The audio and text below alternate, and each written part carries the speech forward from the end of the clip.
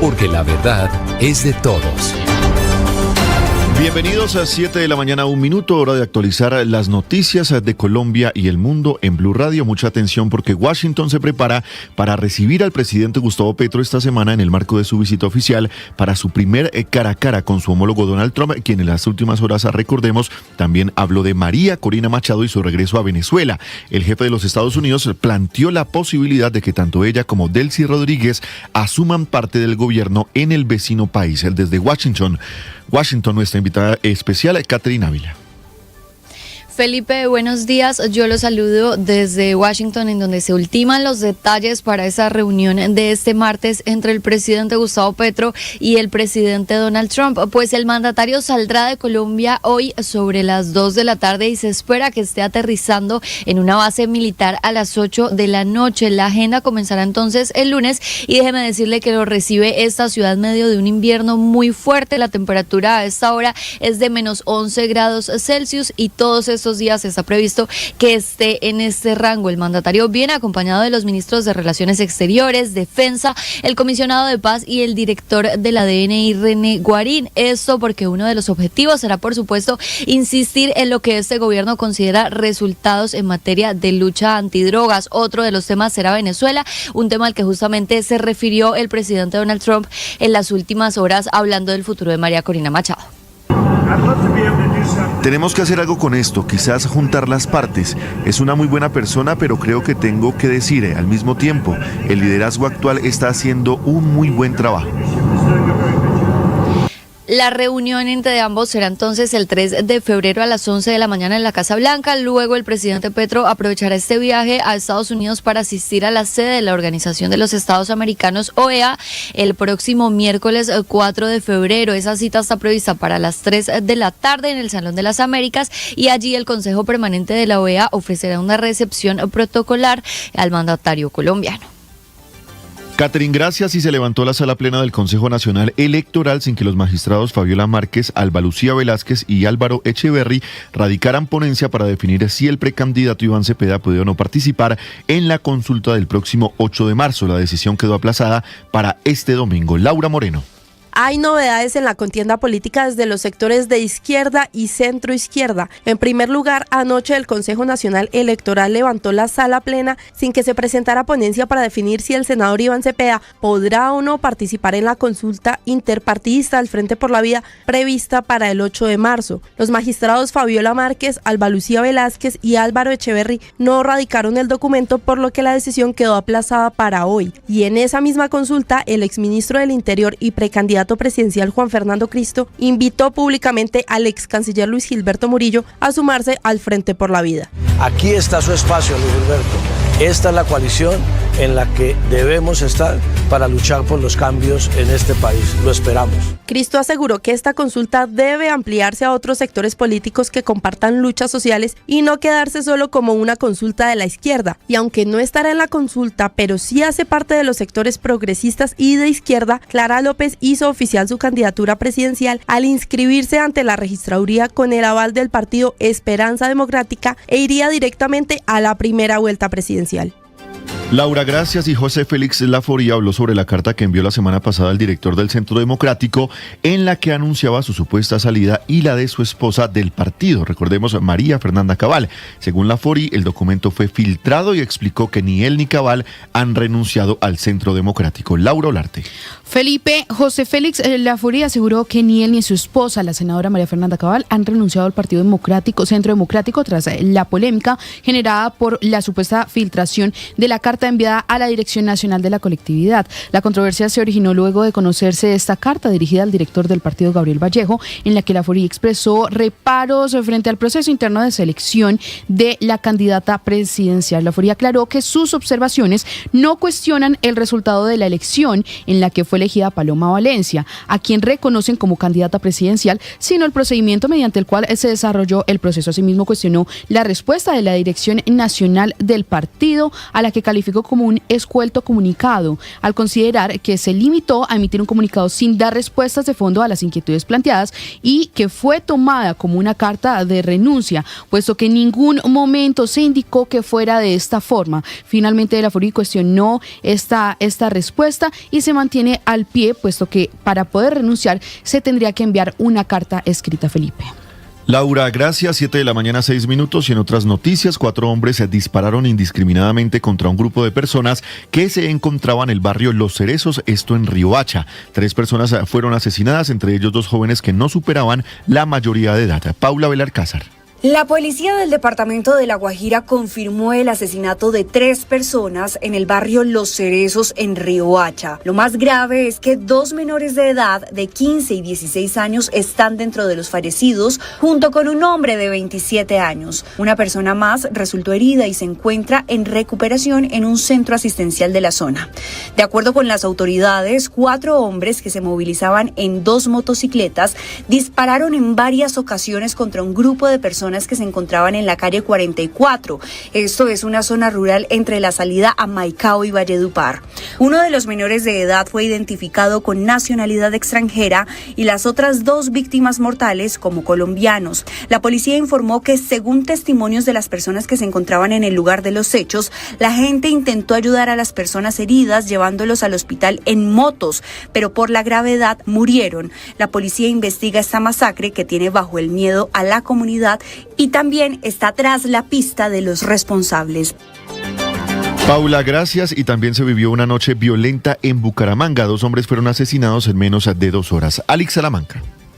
Felipe, una nueva escalada de violencia tiene en alerta al área metropolitana de Bucaramanga. En las últimas horas se registró en varios homicidios bajo la modalidad de sicariato, crímenes que según las autoridades estarían ligados a disputas entre estructuras delincuenciales por el control del microtráfico. En el barrio La Castellana, cerca de Zapamanga, segunda etapa, la víctima fue identificada como Manuel Giovanni Luna, de 43 años, quien se encontraba departiendo con varios amigos cuando 2 sujetos que se movilizaban en una motocicleta vestidos de negro llegaron al lugar y le propinaron 4 impactos de bala. El segundo hecho se registró en el barrio San Rafael, en la carrera 14 con calle Primera del barrio. Información preliminar indica que es un hecho de sicariato aparentemente de personas que reciben múltiples impactos de bala y que tenían antecedentes judiciales. Y un tercer hecho pues fue en realidad por una riña en pleno centro de Bucaramanga. Cada uno de estos ataques son investigados precisamente por las autoridades, quienes aseguran que los responsables se movilizaban en motocicletas y actuaban con rapidez sin dejar rastro. Alex, gracias. Y hay alerta por lluvias en el Urabá antioqueño. Más de 1.200 familias en 5 municipios han resultado damnificadas por cuenta de inundaciones en vías, viviendas y cultivos. Avanza por parte de las autoridades el censo de personas afectadas. Danilo Arias. Sí, Felipe, buenos días. Para ser más exacto, según el DAGRAN, son 1.213 familias ubicadas en municipios como Arboletes, Necoclí, San Juan de Urabá, Murindó y San Pedro de Urabá, las que han resultado damnificadas. Por ejemplo, en el corregimiento San Juancito, en San Juan de Urabá, las fuertes lluvias provocaron la pérdida total de extensos cultivos de plátano, mientras que en apartado, daños en el puente de la vereda La Balsa tienen incomunicados a los corregimientos de La Victoria, Caracolí y San José de Apartado. Las alertas se mantienen ante la continuidad de los eventos lluviosos y el riesgo por el aumento en diferentes ríos y quebradas de la subregión. Por esto, Daniel Galeano, director encargado del DAGRAN, invitó a la comunidad a informar oportunamente cualquier novedad y tomar medidas de autoprotección. Evite este fin de semana transitar por vías inundadas, que esté verificando la coloración de los afluentes, la disminución o el aumento del caudal y sobre todo que si existe alguna cadena de mensajes, verifiquen esta información en los sitios oficiales de SAMA y del DAGRAN. Los 125 municipios de Antioquia se encuentran en este momento en alerta por movimientos en masa, mientras que 81 tienen alerta por inundación. 16 grados de temperatura a esta hora en la ciudad de Medellín, cielo nublado y algunas lluvias de mediana y baja intensidad, sobre todo en el sur de la ciudad, Felipe. Danilo, gracias. A 7 de la mañana, 10 minutos, y amaneció sin gas el distrito de Buenaventura por cuenta de los bloqueos del gremio de transporte de carga que imposibilitaron la movilización de los camiones que abastecen el servicio. Se espera que con los acuerdos logrados esta tarde se restablezca pues justamente el servicio de gas en Buenaventura. Alejandro Muñoz. Felipe, buenos días. A través de un comunicado, Gases de Occidente, la empresa que abastece de gas natural a Buenaventura, le informó a sus usuarios que debido a los bloqueos que se adelantaron durante 2 días en el sector de la Caucana de la Vía al Mar, el gremio de transportadores de cargas, fue imposible llegar hasta la ciudad con los camiones para suministrar el gas natural, por lo que de ayer fue suspendido el servicio, aunque la vía ya fue habilitada por algunos acuerdos logrados entre los manifestantes y el gobierno nacional. El abastecer el servicio tomará tiempo mientras se surte el proceso de abastecimiento precisamente. Viviana Martín es jefe de comunicaciones de Gases de Occidente. Los camiones que abastecen de gas al puerto no pudieron completar su trayecto en doble vía, circuito necesario para poder garantizar el servicio. Por esta razón se presentó una restricción de gas natural en este municipio. Hoy, en horas de la mañana, comenzará la operación para suministrar gas natural nuevamente a Buenaventura. Recomendamos a los usuarios verificar el cierre de las válvulas, los gasodomésticos y el centro de medición. Y es que en la mesa de diálogo que se instaló en el punto de bloqueo entre los manifestantes y la viceministra de Transporte, Lina María Ovarí, se determinó que para despejar la vía durante toda esta semana se realizarán reuniones con el gobierno nacional para darle solución a cada una de las peticiones presentadas por el gremio, que piden mayores controles en los turnos y en el cargue y descargue de los contenedores. Cali amanece con una temperatura de 19 grados, algunas lluvias en algunos sectores de la ciudad. El aeropuerto internacional Alfonso Bonilla Aragón operando con normalidad. Alejandro, gracias. Y la ministra de Transporte firmó la resolución que habilita el puerto de Antioquia para operaciones de comercio exterior. Esto en medio de la problemática de contenedores en el puerto de Buenaventura. Alejandra Bello. La ministra de Transporte, María Fernanda Rojas, anunció que se proporcionarán patios contenedores en el puerto de Buenaventura como medida para mitigar los problemas del sector transportador. La próxima semana, la Supertransporte realizará visitas a las navieras para revisar la recolección de contenedores. Abro comillas, instalamos el PMU y tanto el Mintransporte como la Supertransporte están articulados en Buenaventura. Hoy se avanzó en compromisos de patios de contenedores para el fin de semana, pero la próxima semana debemos avanzar en medidas estructurales. También estamos concertando acciones con la DIAN y la DIMAR, cierro comillas, indicó la jefa de cartera a través de su cuenta de X. Estas medidas se dan en el marco de los problemas que enfrenta la operación logística en el puerto de Buenaventura, pues según advertencias de los gremios del transporte de carga, la devolución de los contenedores, las fallas en el Registro Nacional de Despacho de Carga y los cierres viales simultáneos tienen en jaque la operación del sector de transporte de carga.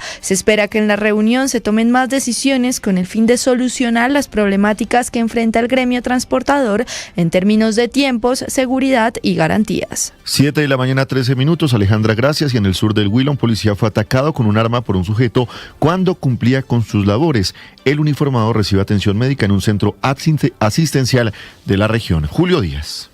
Cuando realizaba labores de patrullajes de rutina, un policía fue atacado a tiros por un hombre armado en inmediaciones de una estación de servicio en el casco urbano del corregimiento de Bruselas, que pertenece al municipio de Pitalito, en el sur del departamento. De acuerdo con el reporte oficial, durante el ataque contra el uniformado hubo intercambio de disparos con el agresor, quien logró escapar del lugar donde se registraron los hechos. El comandante de policía Huila, el coronel Carlos Eduardo Telles, informó que el patrullero lesionado fue llevado al Hospital Departamental San Antonio de Pitalito, donde recibe atención médica especializada. Durante un procedimiento de policía adelantado en zona urbana del corregimiento de Bruselas, los uniformados habrían sido recibidos con disparos, presentándose un intercambio de los mismos. El uniformado se encuentra siendo atendido por personal médico en el Hospital Departamental San Antonio de Pitalito. A través de un plan candado, las autoridades buscan al pistolero que atacó al uniformado, mientras que investigadores de policía judicial rastrean cámaras de seguridad para identificar al agresor. Julio, gracias. Y por primera vez en la historia del ejército, una mujer asumió el mando de un batallón logístico. Sofía Vargas. Felipe, pues se trata de la mayor María Fernanda Martínez, quien desde ahora lidera el Comando de Operaciones Logísticas número 1 en el Ejército. Este comando cumple una función estratégica importante porque es el encargado de apoyar a las tropas de operaciones militares, asegurando el abastecimiento, el almacenamiento y la distribución de recursos que necesitan los soldados en operaciones militares. La oficial Martínez cuenta con 17 años de servicio y ha desarrollado su carrera en diferentes regiones del país, como el Valle del Cauca, el Guaviare, La Guajira y Cundinamarca, Cundinamarca, donde ha ocupado distintos cargos operativos y administrativos dentro de la institución. Este nombramiento representa un hecho histórico para la participación de las mujeres en el Ejército Nacional. Sofía, gracias. Y la justicia estadounidense anunció la decisión de dejar en libertad al pequeño Liam Conejo, el niño ecuatoriano que está en poder de ICE. ¿Cuáles son los argumentos que utiliza el juez federal, Pablo Arango? ¿Qué tal? Un saludo para los oyentes de Blue Radio. En efecto, a propósito de la decisión de un juez federal en Texas de ordenar la libertad de Liam Conejo Ramos, este niño de 5 años ecuatoriano que está en poder del ICE, y de su papá, hablamos en Noticias Caracol en Vivo con Caterine Pineda, es abogada de inmigración y consultora para la Barra de Abogados de Texas. Está precisamente allí, en la ciudad fronteriza.